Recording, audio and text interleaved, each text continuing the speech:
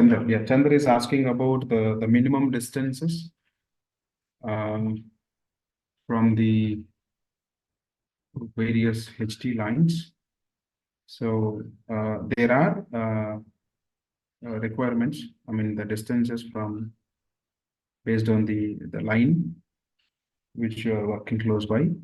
If you refer NFPA 70E, which is the standard for safety in standard for the electrical safety in the workplace. There we have the references. So if you ask me specifically, I can show you with your permission. Just give me a minute.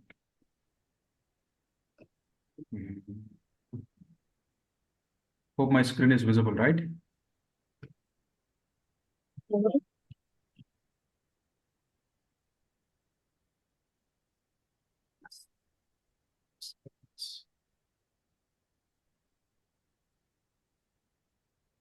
Yeah.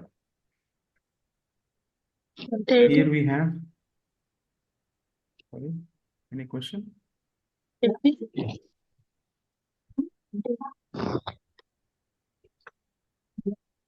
Madam, anything you want to announce? Yep, extend. Okay.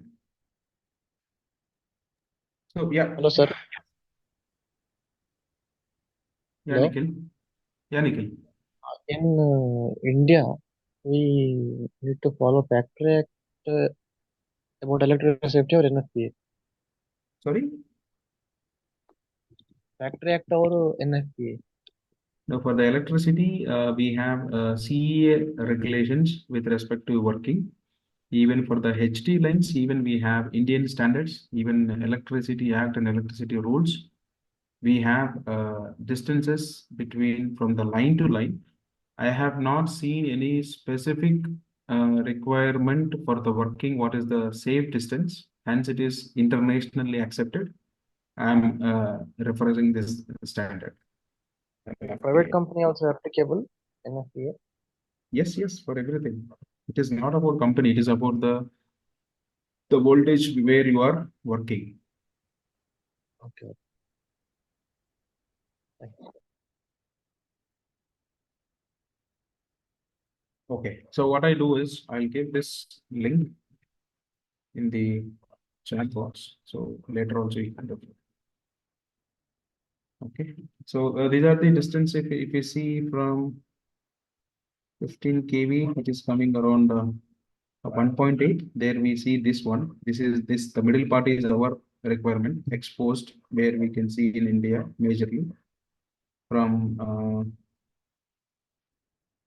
71 to 15 kV 1.5, from 15 to 36 1.8, from 36 to 2.5. If it is 230, it is around 4 meter distance we should maintain from these lines. Okay. Later you can go through this as I given the link. Okay, fine. So as I mentioned, these are the most the crucial ones where we have the logistic operations, where you are working in a logistics company. There we can see in multiple numbers this forklifts. These forklifts have vast advantages. The same way we have seen very the high severity accidents also, especially in the warehouses. It can able to collapse the complete warehouse with a one hit if the operator is not operating well, or maybe overconfidence, or the equipment is not maintained well. In case of any malfunction or failure of the forklift operation, it can leads to severe accidents. So basically, we know very well. So while operating, will follow minimum requirements. We see some of here. If you see the capacity of every forklift truck should be marked on the truck, and they should not be overloaded.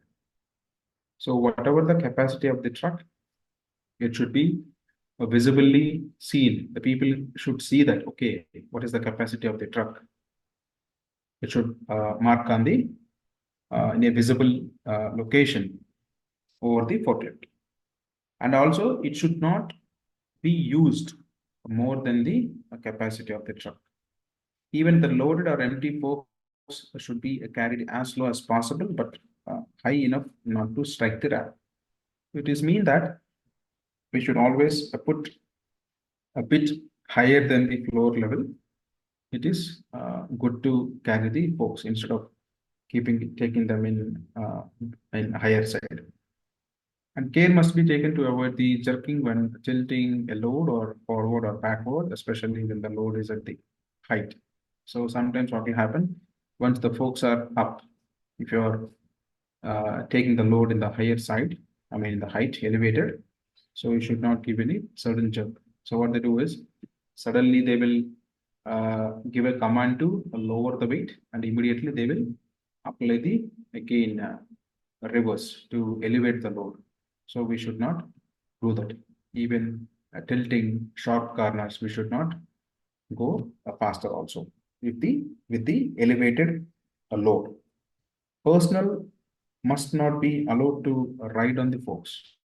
So this is also most of the forklifts. In the past, we would have used as cranes. We would used as ladders. We would have used as temporary working platforms for the people to work. It is not supposed to be done. And forks should be driven well under the load and preferably full length or at least 2/3 of the length. So it is nothing but to avoid the tip loading. Tip loading in the sense in the edge of the forks, the people used to load the weights or the materials. So it will have, if they're lifting more weight, there is a chance of toppling or tilting. If you're lifting in a heavy weight, even the weight of the material also will fall from the forks. And when there is a danger or falling objects over the operator, the canopy overhead guard should be provided. If there is a chance, this is a over turning or over rolling protection, where we see this protection, especially for the tractors also in the other countries. Even some of the high-end model tractors also, it will have this rollover protection. Even a few automobiles also, they are claiming that even the vehicle is having a rollover protection. Even it is rolled also, you will be safe in that car. In case of any such sort of operations, especially the warehouses, so you should have this canopy to avoid fall of materials on the operator.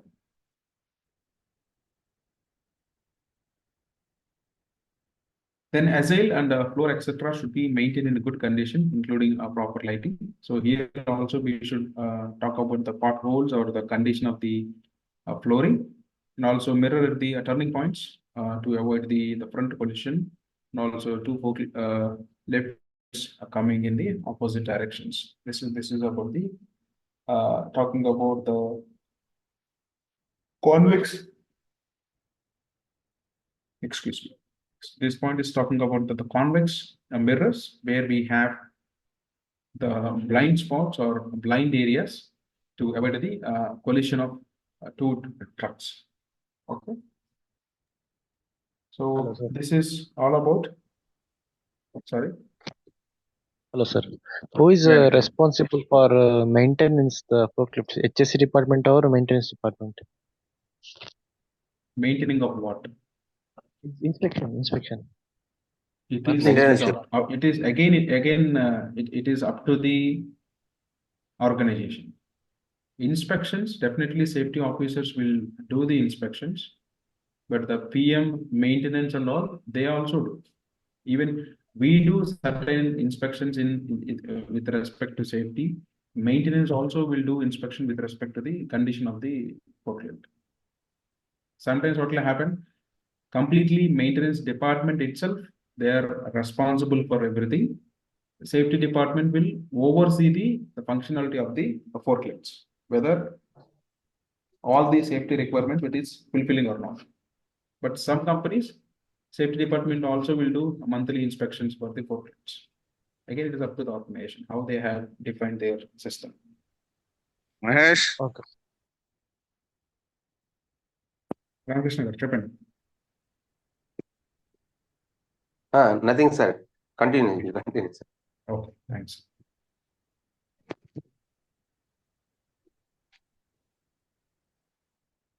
Okay, any questions as of now?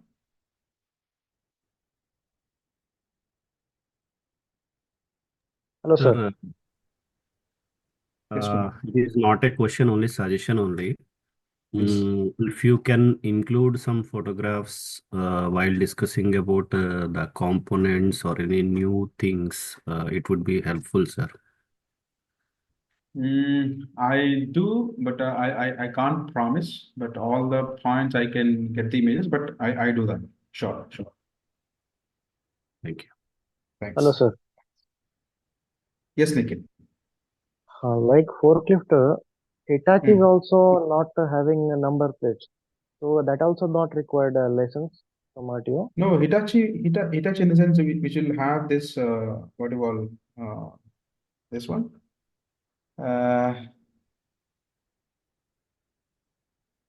Hitachi or JCB.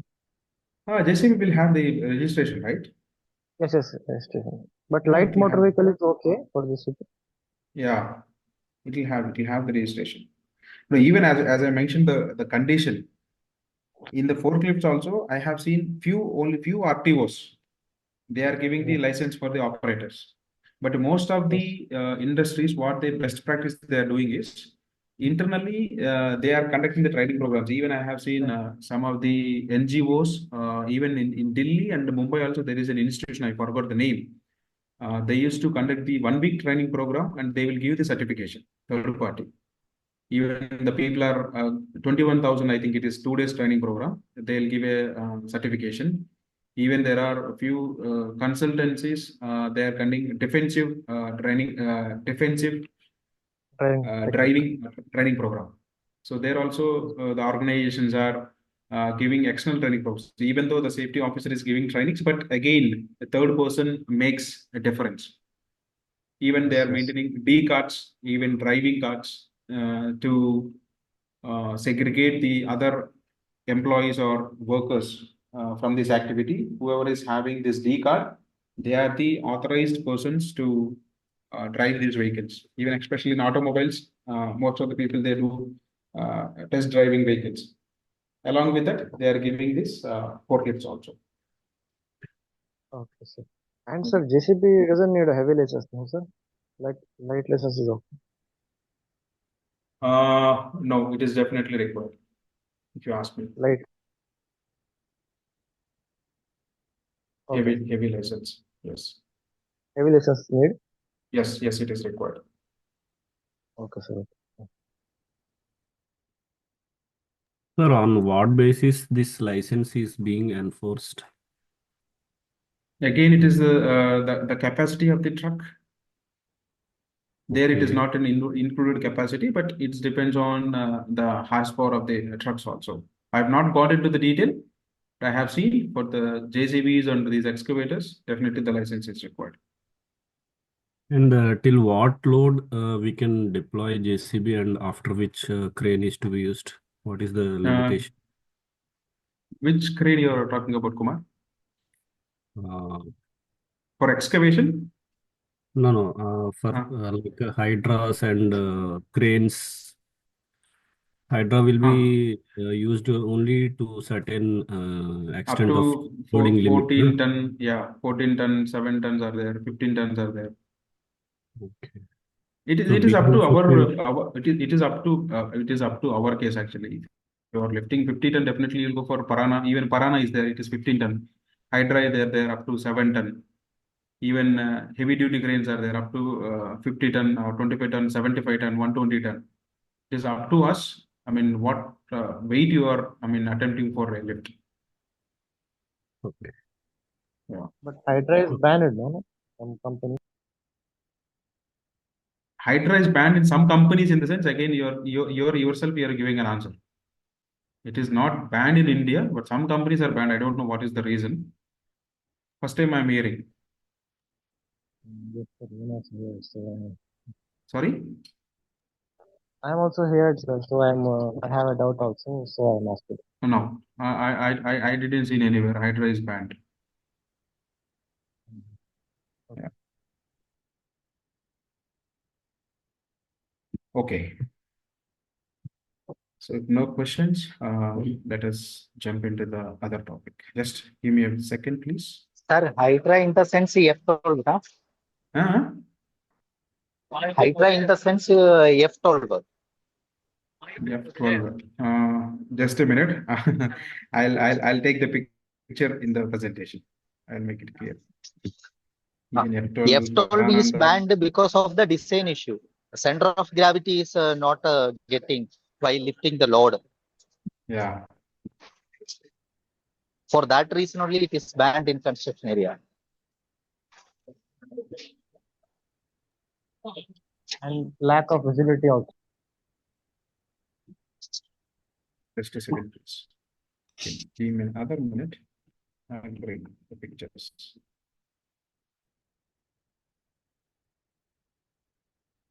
Hmm.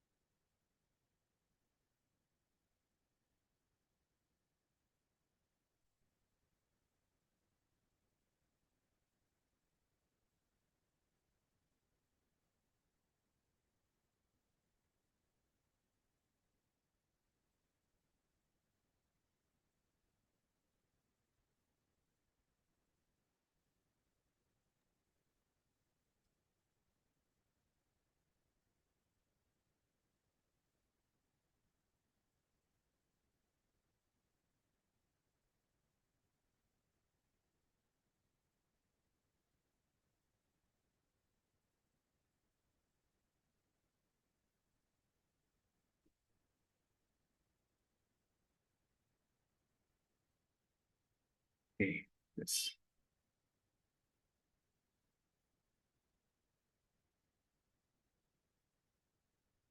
Yeah, are you able to see the screen? Yes, sir. Yes, sir, it is F12. Which one you're talking about, the orange This one is or these two, the bottom, which are there in the bottom? this banned because of the design issue. Mhm. Due to this In construction design, industries? the center of gravity is very poor while lifting the Okay. load.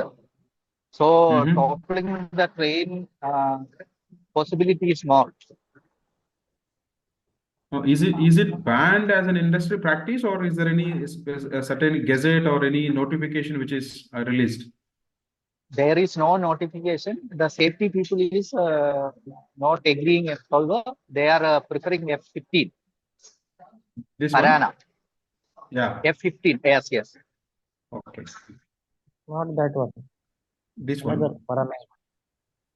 No, this one is great. Parana Parana is is not. Parana is different. Okay. I was a bit confused with this. This Hydra is like tractor mounted and the Prana is like truck mounted actually.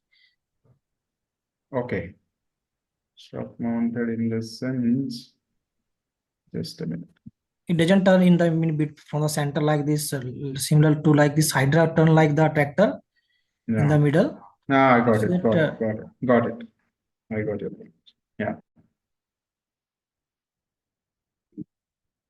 And this is the one, right?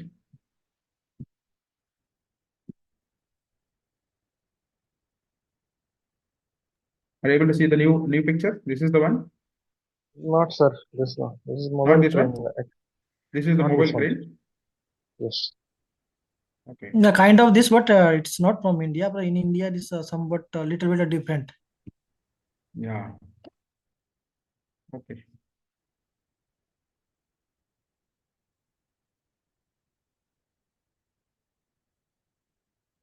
Okay. Thank you.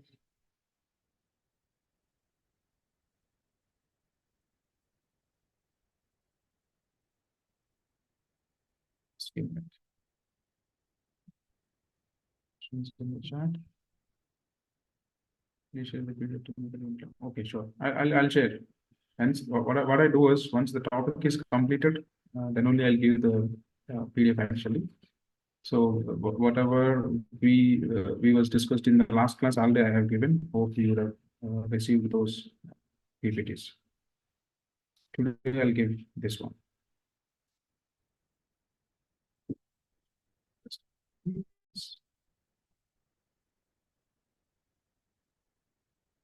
Next topic, which is safety in while using the machines.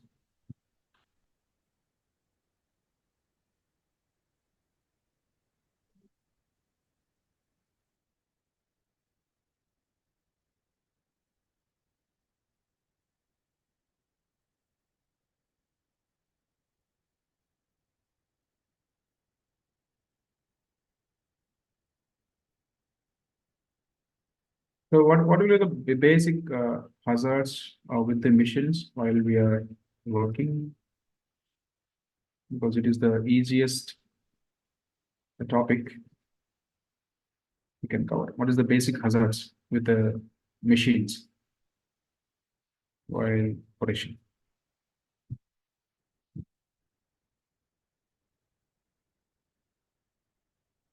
Entanglement with the rotating parts.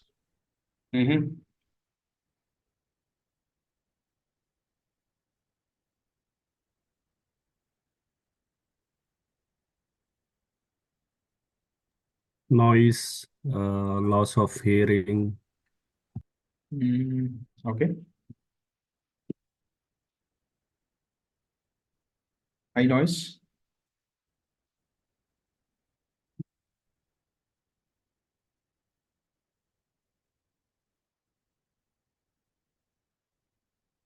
Any other hazards? Actually, while Electrical. running, there may not be much of the hazards, but during maintenance, might be more. Yeah, what will be there with the maintenance? Like Coming could in be a contact with the pump. sharp objects. Yes, The machine. yes. Okay, coming in contact with the sharp objects. Even Sharp parts. sharp parts or caught between heavy weights while doing some alignment or lifting or shifting while handling. Another important thing is that while running, if any internal component fails, it could be leading to the release of hazardous substances or chemicals. Yes, in case of any seal or gasket failure, maybe the hydraulic oil or the engine oil which may come out. Even if the hydraulic hose gets failure also, the hazardous substance in it will come in a hazardous manner. It releases in a hazardous manner. Even vibration is also one of the hazard. And the other major point is the interaction with the point of operation. So definitely each machine it will have a point of operation where it converts the raw material to a product or intermediate product, where the main functionality of the equipment is happening. If you're interacting with that operations, then that is also a hazard while working with this machines. Just a second, please. I'll just deactivate this. Yeah, okay. So as we we are going to cover, I think as you mentioned, I have added few pictures here. So we'll discuss about different types of machines. A condition that maybe you would have not seen these machines in your workplace, but these are the few machines we discuss as a common, as a curriculum as per the syllabus.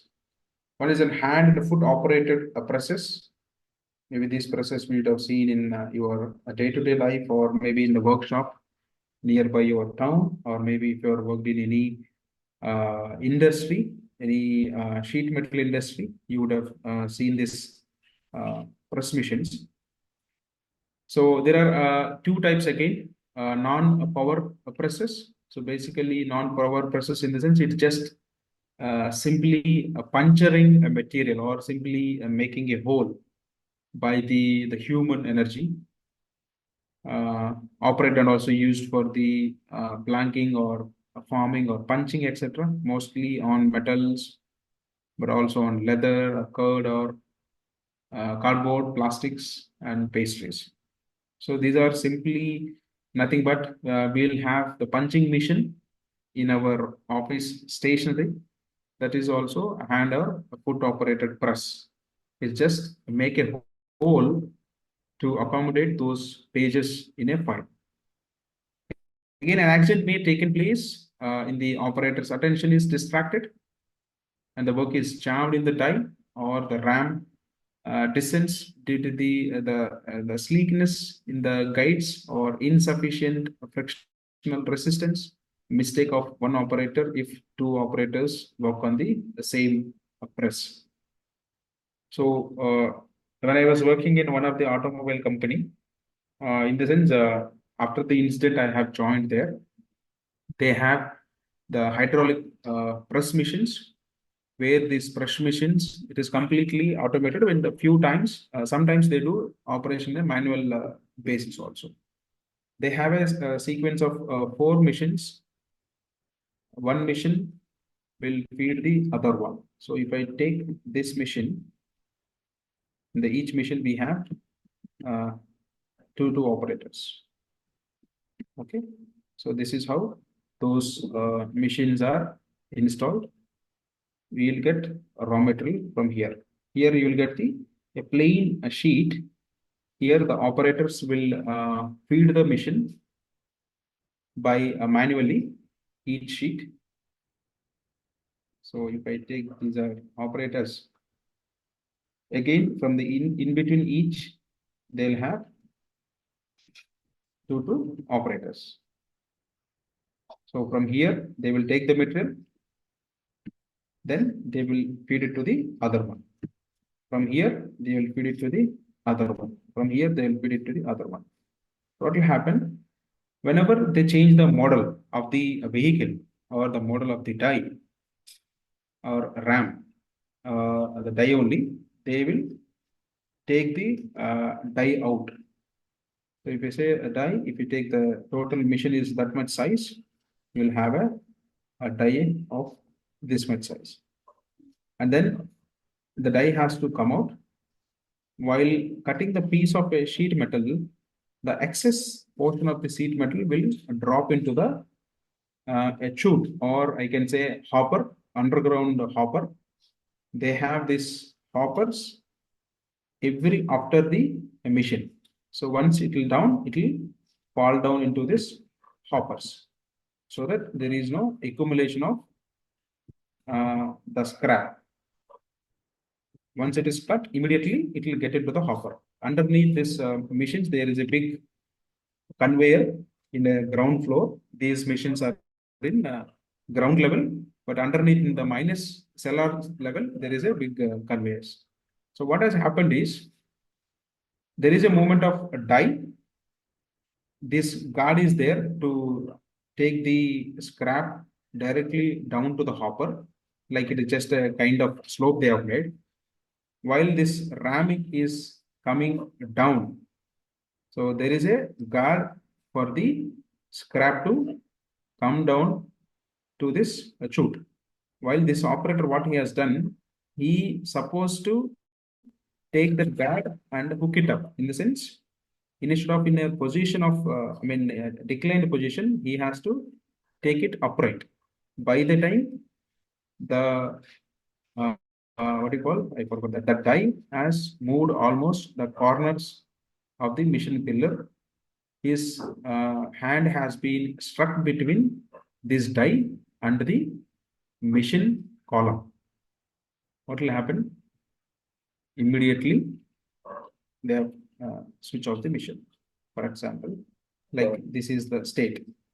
In between this white portion, or are Sorry. Any question? Okay.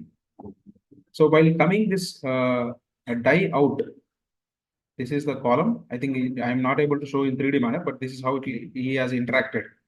In between, he put his hand. It's not intentionally, but he's trying to avoid the damage of that the guard. I mean the chute, the provision they have made for to fall the scrap into the conveyor.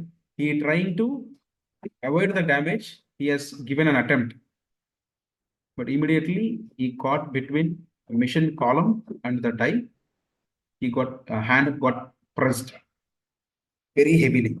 So nothing, even a single drop of blood which have come out, but it is in an amputational case. Once they went to the hospital, and the doctor suggested they have to cut the hand till the above the elbow level. I mean, just below the shoulder level, shoulder bone.